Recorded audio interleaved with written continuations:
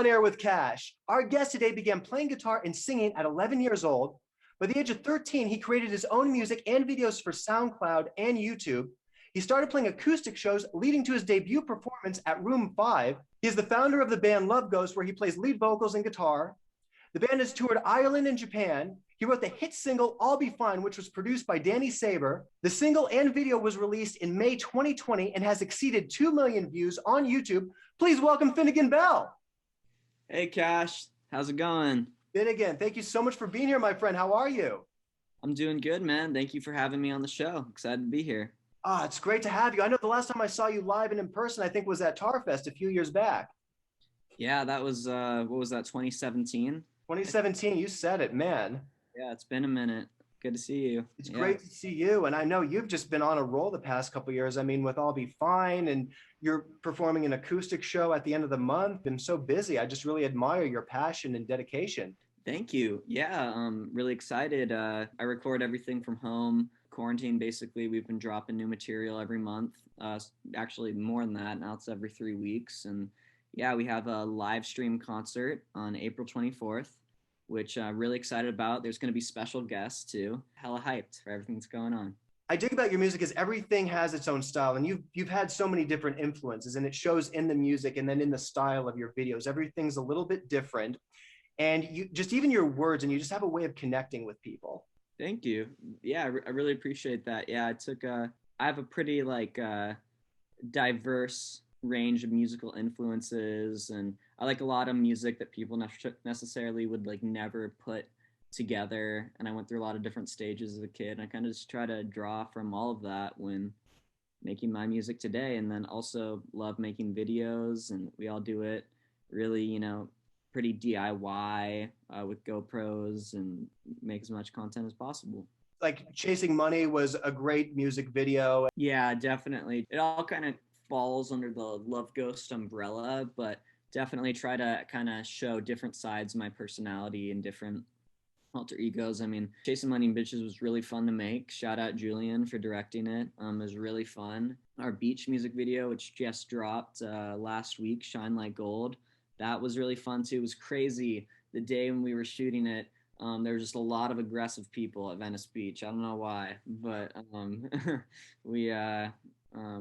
it was chill, but it was just some people were, I think it's just because it's just when you're filming in a place that you're not really supposed to be filming, and you don't have permits, and then we have, our instruments with us. It just kind of attracts attention, which can be good, but it can also just attract, aggressive people as well. But oh well. Oh, I know that all too well. We were doing a series with Catherine Bayless, another Blackout. It was a hangover-esque series. I play a guy who just can't remember what he did the night before and has to piece it together. So we were in Beverly Hills, and I'm wearing a suit, and I'm laying down on the ground, and people, we actually got a few reaction shots of people what is this guy for real? And yeah, it happens for sure. Oh yeah. And then actually when we were kids, we made this movie with Dylan Francis where he was a pimp, and we were a gang, and he had ripped us off. So we confront him, and they actually, someone called the cops because they thought that there was a real confrontation going on. Yeah. That's amazing. That's cool. It's Dylan Francis. Yeah, that's awesome. Yeah, that was my start. I mean, we were just 13-year-old kids living in the valley, taking karate and just getting our camera out. That's rad. Hell yeah. I wanted to talk to you about your single I'll Be Fine, which was produced by Danny Saber. Yes, it was produced by Danny Saber. Came out almost a year ago by now. Came out in May 2020. It was written in May 2019. It was written a year before it released. And we were kind of just sitting on it for a minute. I think it just kind of came out at a time that was in synchronicity with the universe, because this was kind of right when COVID had really first started. So a lot of people were going through financial woes, and a lot of people, no one was really allowed to meet with each other yet at all. Everyone was super scared. Everyone was really paranoid. So a lot of people were feeling, pretty depressed and isolated, and that's how I'd felt for years prior. And then I don't know, and then just came out, and I think it just, people just felt which is how I always wanted to be communicated through my music. People just felt less alone and shared the song around, and yeah, it was cool. It was dope. You had written it about a year prior, and you wrote it in just a few hours at Danny's house. Yeah, basically I Went over to his house, and I just kind of I had didn't really know like what we were gonna make that day, and it just happened on the fly. And I don't it's crazy that that was the one, but yeah, it happened super fast, super easy. And a few hours later, I'll be fine. It was done. I liked what you said just then about the universe decided when it was ready. Mhm. And I know exactly what that's like. There was a movie that I did called Undateable John that we shot years ago. And then we did another movie called Jack and Cocaine. And it had taken about 3 years for us, for Jack and Cocaine, to have a proper premiere and to be released. It was just timing was everything. And then when Undateable John came out, it was really like right at the conclusion of so many things for me, and things came full circle. So at that moment in time, I had closed a chapter and was ready to start a new journey. And that's what I like about when you communicate with the universe. I have so much respect for you as an artist and as a singer. You're so talented. It's really what you put into your lyrics, and you've been very open with depression. And I like that we're having conversations. I mean, I struggled with depression growing up. I always felt isolated. I never really felt like I belonged. So when I see an artist such as yourself who's shares those same qualities, and what I like about you is that your message is you acknowledge this is what you went through, but you want to put it out there so people don't feel alone. And if you can have a positive message, that's for the greater good. And that's what I respect about you most. Thank you so much, man. That's very kind of you. And I mean, really, it kind of like it almost happened kind of like naturally at first. I was just writing about how I felt, and then it kind of, I think it's slowly, still has a long way to go, but it's evolving into something, pretty powerful. It's evolving into something that can be a beacon of light for thousands of people. It's dope. But yeah. Don't be modest. Last time I checked, I'll be fine exceeded 2 million. Yeah, it's yeah, I guess so. Yeah.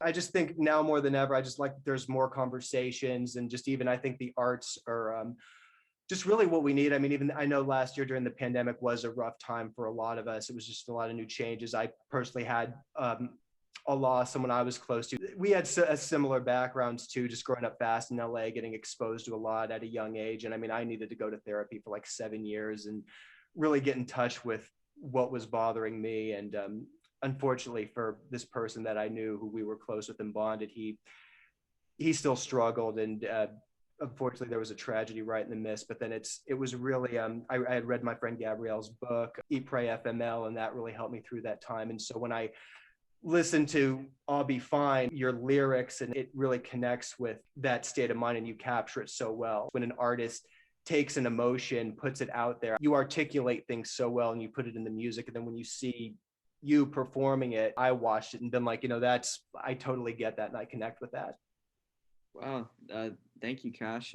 That that means a lot to me, and yeah, that was the entire reason why I started, making music in the first place. So it's now that I have that effect. That's a beautiful thing, and thank you. Yeah, thank you. You've gone internationally. You toured Ireland, you toured Japan. What was that experience like? Yeah, it was interesting for sure. I mean, obviously very blessed to do so. Always been kind of like always been a pretty nomadic person, kind of moved around a lot. And then it was kind of like how it all started. It started kind of like it started off really as like, I don't want to say it was a fluke, but it just happened so like randomly and so fast. We were playing a show at an Irish bar in LA. Like we played at like midnight to 2 a.m. And just so happened that this man, his name is James. Shout out James. He watched our set, and he was in a boy band back in the day in Ireland, and he basically hooked up, set us up with their contact, and yeah, it was awesome. We went on tour for, I think we played it was 11 shows or 10 shows in 2 weeks. And yeah, it's Ireland's super dope. It's like castles and all sorts of awesome stuff. The only thing that wasn't cool is that I got super sick when I was in Ireland. Like I got like the worst cold ever.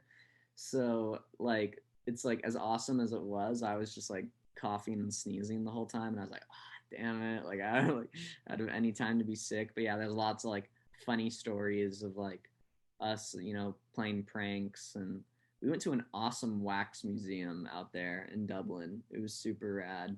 But yeah, it was just a fun time. And then when we went to Japan, which came from the opportunity in Ireland, it was so like the opposite of Ireland in every single way. Like it's like going to Ireland, you're going back a few hundred years. Japan, you're going forward a few hundred years. Everything is neon, and there's like shit that's like floating off the ground like a spaceship, and there's like underground, there's underwater freeways. Like it's so crazy. There's warm refrigerators in all the 7-Elevens. There's like vending machines that give you like full meals, and that's like how people eat. Just like it literally felt like I was in Blade Runner or something like crazy like that. And yeah, and Japan was awesome.